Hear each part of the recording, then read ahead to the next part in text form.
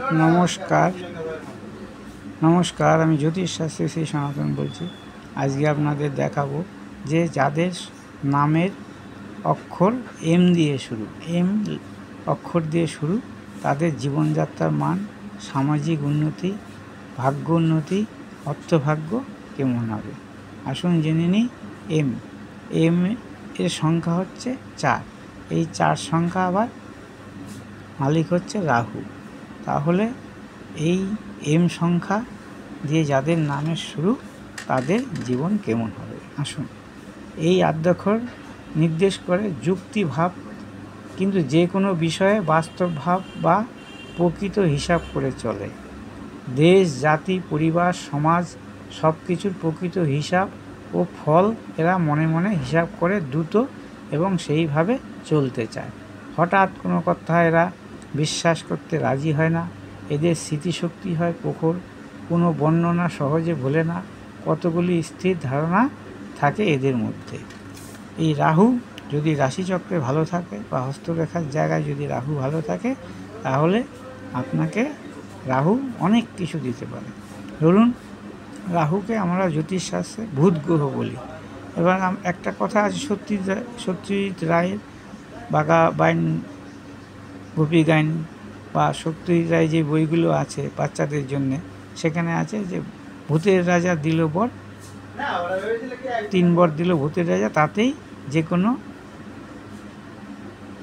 যে কোনো মানুষ বড়লোক হয়ে যেতে পারে। এই রাহু হচ্ছে সেরকম ভূত জাতীয় গ্রহ।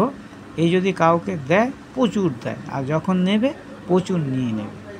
এবার আসুন দেখে নিই যে রাহু কোথায় থাকলে আপনার জীবনযাত্রার মান হবে ভালো। এবার রাহু একটি ছায়া গ্রহ। এর উঁচু নিচু জ্যোতিষশাস্ত্রে এক এক রকমভাবে এক এক জায়গায় বর্ণনা করা আছে। তবে আমি বলবো, রাহু যদি বিষে থাকে, এই যে বৃষ, রাহু যদি বিষ থাকে, বা রাহু যদি কন্যায় থাকে, রাহু যদি কুম্ভে থাকে, কিংবা রাহু যদি লগ্নের ষষ্ঠ, তৃতীয়, একাদশ এবং দশমে থাকে, তাহলে আপনার জীবন হবে উন্নত এবং ভাগ্য হবে ভালো, এবং হঠাৎ আপনি প্রচুর অর্থের মালিক হয়ে যেতে পারেন রাহুর দয়ায়।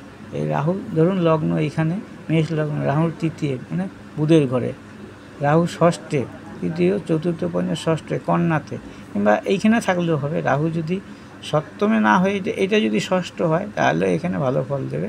এবং যে কোনো ষষ্ঠ, তৃতীয়, দশম, এই দশম এটা যদি হয়, মেষ যদি আপনার লগ্ন হয়, দশম হবে এই মকর, একাদশ কুম্ভ, এই কুম্ভতে রাহুর ভালো ফল দেয়। তাহলে এই সব জায়গায় যদি রাহু থাকে, তাহলে জীবনযাত্রার মান কিন্তু খুবই ভালো হয়, পয়সার জীবনে কোনো অভাব হবে না। তো হস্তরেখায় আসুন। হস্তরেখায় এই জায়গাটা হচ্ছে রাহুর স্থান। এই জায়গাটা ঠিক বুড়ো আঙুলের এই জায়গাটা হচ্ছে রাহুর স্থান। এই রাহু এই জায়গায় যদি খুব ভালো থাকে, কোনো কাটাকাটি না থাকে এবং পরিষ্কার পরিচ্ছন্ন থাকে, বৃহস্পতি থেকে কোনো রেখা যদি রাহুর সঙ্গে যুক্ত হয়, বা শুক্র থেকে কোনো রেখা যদি গিয়ে রাহুর সঙ্গে যুক্ত হয়, তাহলে এরা কিন্তু, এইসব জাতকরা কিন্তু ভালো রেজাল্ট করে, যে কোনো কর্মে দ্রুত সফলতা লাভ করে, এবং বুদ্ধি বিচার দ্বারা এরা কর্ম করে, এবং এদের সফলতা কিন্তু হঠাৎ প্রাপ্তি হয়ে যায়, এবং এরা বিশাল পয়সার রোজগার করতে পারে। নমস্কার। আমার এই ভিডিওটা যদি ভালো লাগে, অবশ্যই লাইক করবেন, শেয়ার করবেন, কমেন্ট করবেন এবং আমাকে সাবস্ক্রাইব করবেন।